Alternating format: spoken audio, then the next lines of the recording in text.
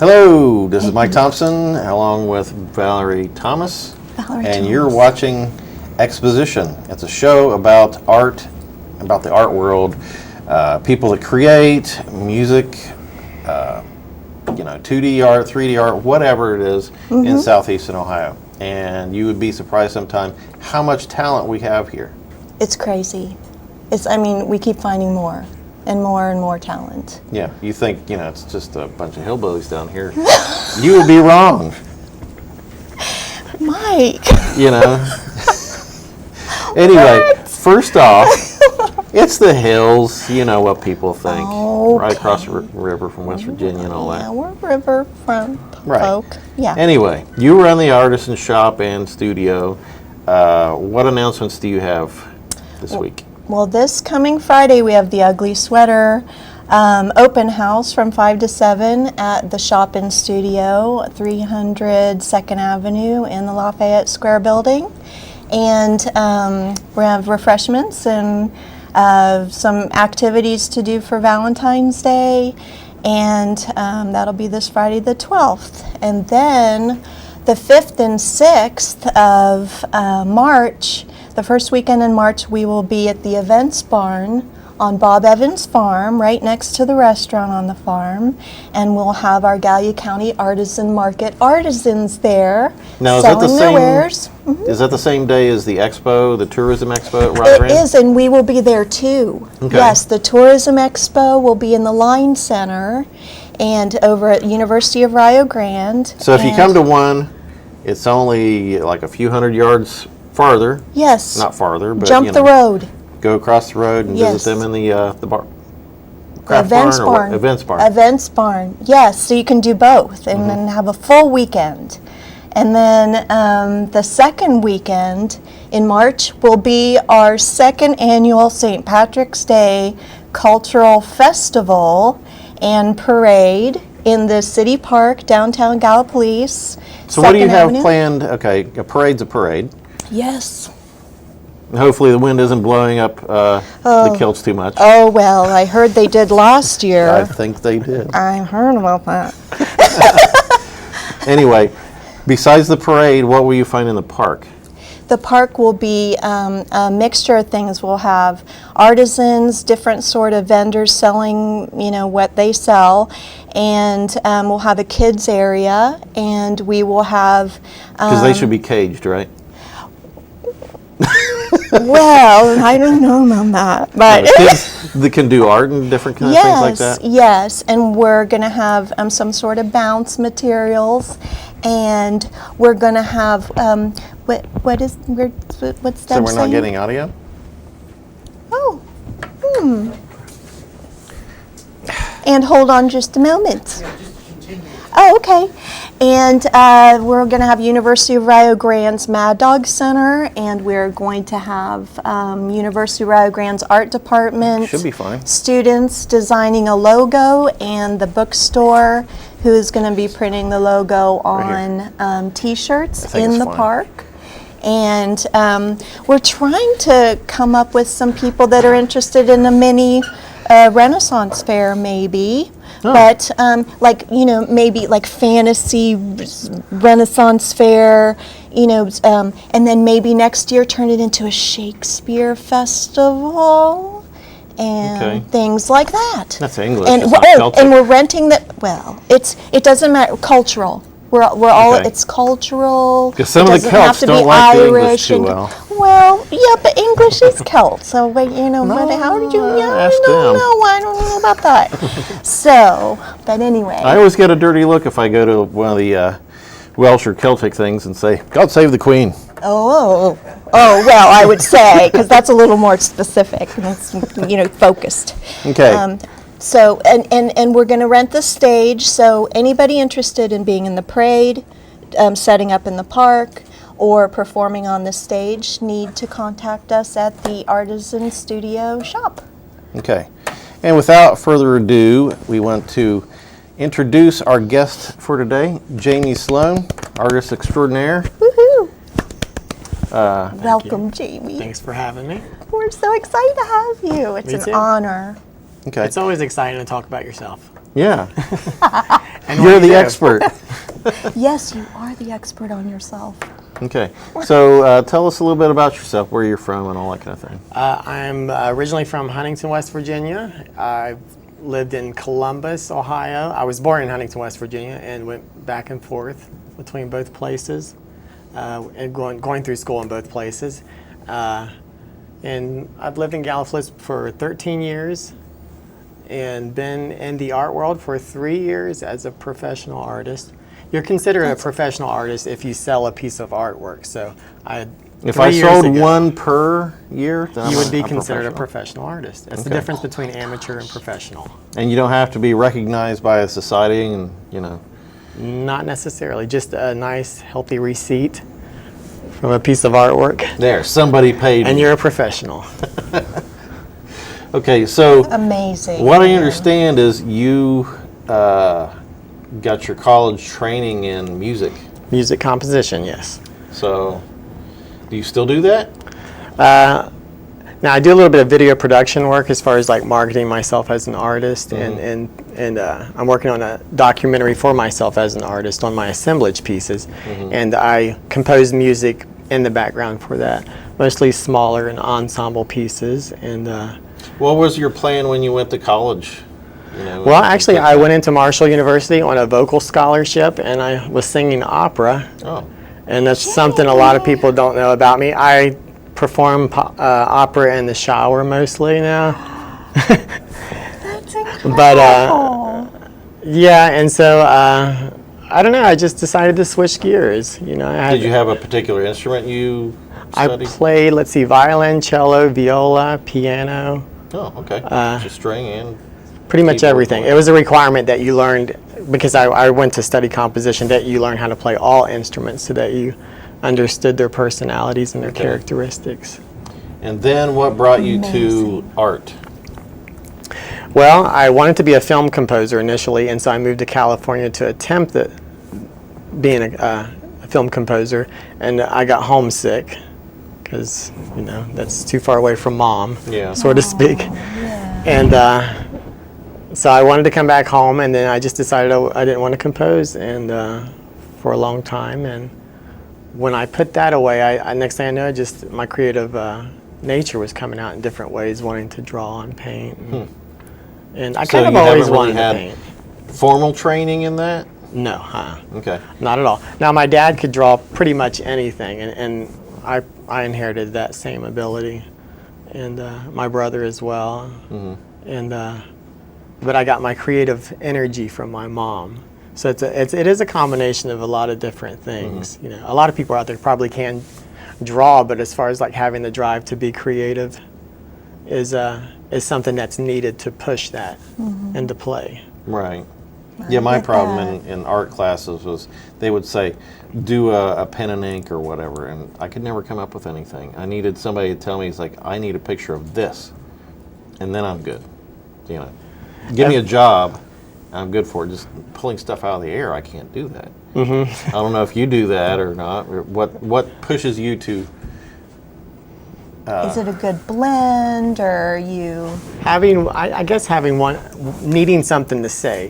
Initially I think, I went into the creative arts as a vocalist, so I always had a voice, so to speak. But when I quit doing that, and as opposed to not composing anymore, I went into the visual realm of it, but I still had a voice, so to speak. So it's like wanting to say something all the time about something politically or an experience that you have in life that's personal, wanting to tell a story.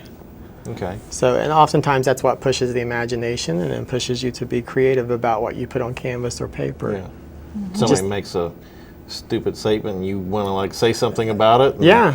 Let's do it. And it's easier, and you don't end up in jail. You can, instead of punching someone in the face, you can just go paint it out on canvas. Yeah, that works. And then make money off of it. Yeah. Good therapy. Yeah. Okay, so let's go. We still want to talk. You have to see Jamie's work to really appreciate it. So let's. Okay, what are we looking at? What kind of deal is this? This is kind of a post-impressionistic piece, and it is basically a portrait of Van Gogh looking behind himself or away from the viewer. And I did him as vulnerable as I could possibly do, being in the nude, of course. This is an abstract piece, and this is actually done on the computer. It's a vector graphic, so it can be any size. I mean, you can blow it up, and that's my fascination behind doing a vector graphic, is that you can blow it up and it can actually be the size of a building and not lose its quality. Right. So would you print that on paper? Or? Yeah, or any size. It could be a poster, any size print. So what? Okay, a lot of people. The story behind that is actually the background to Courtside Bar and Grill, and it's a homage to one of my favorite waitresses at Courtside. So, well, I don't see. You can see the bird feather at the bottom left-hand corner, and at the very top above the top left-hand side, you can see a bird with an eye and a beak. Okay, I was looking at that like a chicken, but okay. I would walk early in the mornings, but I'd walk behind that building, and a bird, I couldn't see it because it'd be dark outside, would swoop down and make an attempt to attack me every single morning. No. And so, it's like your experience with a building or a situation, you intertwine. That's the beauty of that type of art right there, where you're creating a story and you can put layers and layers of things on there to communicate an ideal. This is called Once in a Blue Moon, and that's probably when I transitioned from music composition over to art and painting in general. This is the way I envision music to be, like the visual, how I hear music. The first artist, I don't know if I pronounce it correctly, that I saw music in art is Kandinsky. Yes, yeah.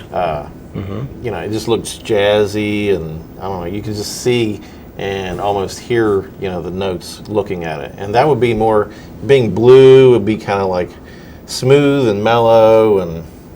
Yes, it would sound, in the sense of music, it would sound different to somebody, different from one person to the next. Right. Looks jazzy to me. This is another abstract piece I did recently, and I just gave my first class. Yay! For the very first time. I've never taught art before, but always wanted to. Now you're a teacher too. Now, as chaotic as this may look, and as you can tell, there's a bit what's of the inspiration for something like that? Well, I have a basic formula, and I go by that formula, and the inspiration behind this is the difference between being the conscious mind and the subconscious mind, is that you want to allow yourself a lot of freedom, but you want to control it to the point to where you're actually communicating an ideal. But it's to allow yourself the freedom and the play within a constructed framework. Like there is a definite formula for that. Okay. But to me, sitting down and putting out the papers, I guess I'm more. Yes. I think realism, but to think, okay, I'm gonna put a line here. I could teach you to paint this way. You'd be surprised. Okay. This is a piece called The Passenger, and it was just an experimentation with color and texture, and that's one of my earliest pieces. It looks right like there. a lot of pictures put together. It is. It's actually a guy, I don't know if you can see him, he's kind of like a heavy-set skull in the middle of the canvas. Okay. And he has headphones on, can you see that? And I had headphones on when I got the idea. I was listening to music, and we're all passengers in life, and it's just kind of like the world around you. Yeah, right. This is another abstract piece, and that's developed off of a formula as well. And I did this with my class that I taught. That's owned by Ruth Finley, the gallery at 409. Now, would you... That was a gift of mine to her. Okay. Would you paint something like that as a message, or is it just cool looking? Is that something? Yes, Okay. It is a language. I wasn't sure if you made these things. It's the very basic cool. language of aesthetics, because you're dealing with shapes, balance, rhythms. It's all the very basic elements of composition. And the same applies for like music composition. That root element and formula is in all things in nature. So that's like taking what I learned in music composition and then associating it also in the visual spectrum, and that's the result that you would get. So you're just basically seeing music when you see a piece like that. That's just what it looks like. Okay. And this is actually a self-portrait of myself studying Cubism. And This wasn't a bad day, was it? Actually, I don't remember. I was just like, how can you, what would I look like if Picasso invited me over for, a stay, and what would he have done to It me? wasn't a hangover. No. Wow, this is how I feel. This is called Dinner with a Panda. It's a panda bear having dinner. Okay. And this one's called Kings of Leon. I went to a Kings of Leon concert with my brother. He owns this. This sits in his living room. As you can see, there's 3 characters in it. One of them's drinking a nice beer, and we're all just hanging out and enjoying the concert. Wow. This is a watercolor. That's one of the remote areas in Gallipolis. Gallipolis is endless. This is actually a view from my mom's front porch, and that's not really, of course, what it looks like. But that is a pointillist landscape, and it's a depiction and an exaggeration of the valley that sits in front of her house. Because it looks a little African, with those trees, the way the canopies are. Yeah, I can see that. Yes. But pointillist is lots of dots. Right? Lots and lots. Every one of those is a drop of the tip of the brush.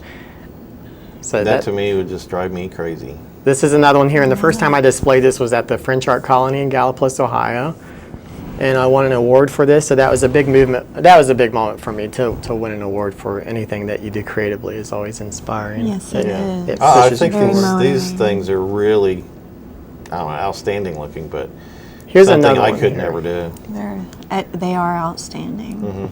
And the So is this a variety, close-up? Jamie, is your variety. That's about the original size of it right there. It's probably Okay. 16 by 20. All right. And if you demand a great amount of patience from yourself, you get incredible results. And I think that's the thing. If you demand of yourself the highest potential of patience, you're going to really come out with a good quality. And you really can come to a point of beauty in any type of work if you demand of yourself great You were great saying patience. earlier your little OCD. Does that feed your compulsion with all the little dots? Yeah, I think I'm a combination of a lot of things. Maybe so, I come in and out of those moments, and if I can clean my house completely and there's nothing left to do, then I'll clean an image like this. Or my ideal behind this is just the chaos of nature itself, and a lot of times you just want to, I guess, OCD it if you want to look at it that way, and just make it beautiful Okay. and. Well, this is a really nice frame. So Yes. is this a water or oil? And I have someone who picks my frames out for me. He's my manager, Jimmy Hobbs. Okay. Oh, this is a different kind of art.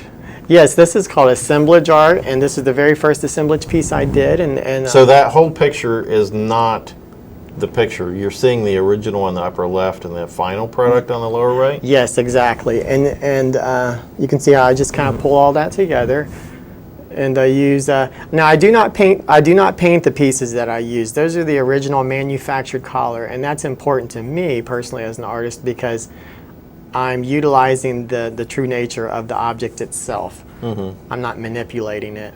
And I have a documentary coming out. It's a 60-minute documentary. It's going to be called Assemblage, and where I talk about my passion about this type of work and what it represents to me. Because an object itself has a place in the evolution of who we are as people, and at some point it falls out of our use, and we don't need it anymore. So the only way to preserve that object is to put it into art. Otherwise, it's rendered useless. I just thought of another way to look at that is, each piece of art is a different color and texture and shape is sort of like the different textures and colors of people, and together we make a nice painting all together. That's a really good way to look at that. That's the beauty of art, is that it has all these different metaphoric associations. It has so much meaning to it. This piece I did with glue. It's a really old technique that was used in the theater days for backdrops so that it would absorb light as opposed to reflecting it. Is that like Elmer's glue? Well, a lot of people use horse glue. The traditional way was to use the gum, and then you would heat it on a stove, and you add color pigment to it. And what it does is it's not necessarily, it looks very pointillist, but it shortens the brush stroke because of the capacity to dry so quickly. Oh, right. So you have to work really, really fast. And that's actually a portrait of one of my collectors. Okay. This is a impressionistic painting here. It's of an apple orchard. That's somewhere here in Gallipolis. And I thought it was funny because there was only really 2 trees. And I'm like, is it really an orchard if there's only 2 trees? You know? Yeah, what's the point? Right. Yeah, at what point does a combination of trees become an orchard? A dozen trees that makes an orchard, or what? So, and then of course, I had a good time painting that. This is called Bridesmaids, and this is, I took this from an old 1940s photograph of bridesmaids at a wedding. That's pretty cool. And they looked incredibly virtuous, but this one, I painted it in a modern context. The difference between virtue in the past and virtue today, and of course, I kind of grunged it up a little bit because whether you're a bridegroom or a bridesmaid, you can go both way with it, masculine or feminine. A little Basquiat in there. Yeah, it's a little rough. Now here's a scary dude. That's me. Yay! I did that because I obviously am full of many different dimensions, and when you have a mood conflict or something, it's always a recipe or a combination of more than just one thing. So this is another sketch here. Is that ink, pencil? Yes, ink, and that's mainly ink and pencil. Sometimes I'll incorporate charcoal in there. It depends. These are other ones, and I do, not all the time do I study. I thought this was hilarious because I call it the wince. Yeah. A good friend of mine said it was like just he's getting ready to get his blood drawn or something. Yeah, right. It's interesting. Is that you, Jamie, again? It's not me, actually. It's just something I pulled out of my imagination. But really, this is called Red Sky at Night, and that was a popular painting there. Another pointillist landscape. Now I can tell you on that pointillist, back on that one right there, that was, if you can see a silhouette of my dog sitting down with his 2 ears coming off to the side, my dog Lucy. Aww. And she was watching TV, and so that's where I generated the ideal of that and turned it into an entire landscape. So that's the imagination at work. Yeah. When there's nothing good on TV, your mind wanders a little bit. This is a great model of mine, Miranda Woods. She posed for this. It's a part of a collection I'm doing called The Visitors. And I did a second variation of that in the style of... That's a little bit of close-up? Yes, this is the close-up finish piece of it right here. I always like when I'm doing a portrait of somebody, sometimes just the essence of who they are will demand a particular brush stroke or something, and I'll just kind of let that dictate where I go. Whether it's a nice soft, roundy, or a... Yeah, or if they're abrasive, and she's just a wonderful person. I really appreciated her modeling for me. Okay. Now, what I was going to ask you before about, do you make statements of a political nature? And I believe this might be one of those. Yes, this is one of them. I had seen a documentary that had got me thinking about what the FDA or the Food and Drug Administration, what it allows to go into our foods, and how it... Yeah, there's certain things you can't eat in Europe that we eat here. You know, certain chemicals. Oh, yeah. What? This is amazing. And it's a portrait, too, of someone who's just enjoying themselves, and it's a moment of joy for them, and then it makes you question, what is it? I left that open to the viewer.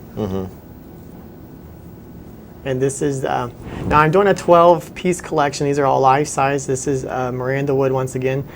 This is called the Visitors Collection. I have a 12-piece, and this is going to be brought around to different galleries in other cities too. This here looks like an old fisherman or something. Yeah, or an old seaman. I like the whole fuzzy cap thing going on, and of course the eye. What medium is this? That is oil. Okay. Okay. What about this guy?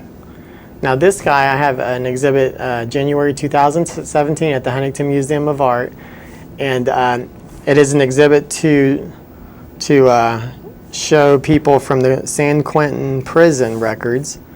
There are many different artists associated with that. One is Benji Davies. Yes. From our community, and also Jerry and Rico. They were also asked to be a part of this exhibition, and myself included. So is this like a mugshot of someone? Yeah, it is. Okay. And these were from the Wow. 1920s, I believe, and but they were the first books, and they were auctioned off, and they're owned by a collector.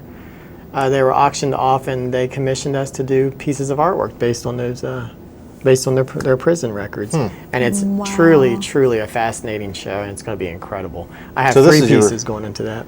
That's excellent. So this is your home here, right? Every so often on the weekends. A little bit cleaner than my home. I'm an artist, so my studio is every room of my house. So what this is a hotel at the historic Lowe Hotel in Point Pleasant, West Virginia, and this is a room that's decorated around my art specifically. Jimmy Hobbs, the decorator, my business floor? partner. That's actually a carpet. Okay. I wasn't sure if you designed that too, but No, I do not pick out furniture. I have a blank Jimmy when it does comes that. to furniture. okay. Jimmy Hobbs does all of that. He makes Okay. everything look Expert. good. He makes my work look good. He also frames it. You guys are amazing together. Yes. You are so amazing together. I'm very, very, very lucky. So I think you can see by looking at all that the, I think, amazing breadth of talent that you can do from, realistic to whatever. The It's- pointillist. A lot of people are going down one road, but you've taken a lot of different roads from music all the way to abstract and all kinds of And things. then into the visual arts, just the spectrum you go in there. I'm is always just- moving forward. Yeah. I don't want to be in one place too long. Yeah. So if you are interested in seeing your work, where can you see that? You can go to my Facebook page at Jamie C. Sloan and just type that into the search box. And then I have an art page aside from my personal page. Or you could come over to the hotel and stay in room 310, and you can spend the weekend or at my hotel room and see all my art room. Is the gallery over there? Yeah, there's a 409? gallery right next to the historic Lowe Hotel, and it's called the Gallery at 409. It's owned by Ruth Finley. And come over there on the weekends and paint with us any weekend, no matter what kind of venue of art that you do. Just come on over and enjoy us. And if I'm there, I'll paint with you. And I soon will be putting up classes onto my Facebook art page and be able to teach others. So come on over and enjoy me. I'm looking forward to that. And you're invited. Thank You're both you. invited. Okay. Thank you. We'll be there. All right. So that was artist Jamie Sloan. Next month, I'm not sure who we have. Oh, Marlene Gruder. She's a fiber artist, and the things she can do it's amazing. Okay. And So stay tuned for that next month on Exposition, and thanks for watching.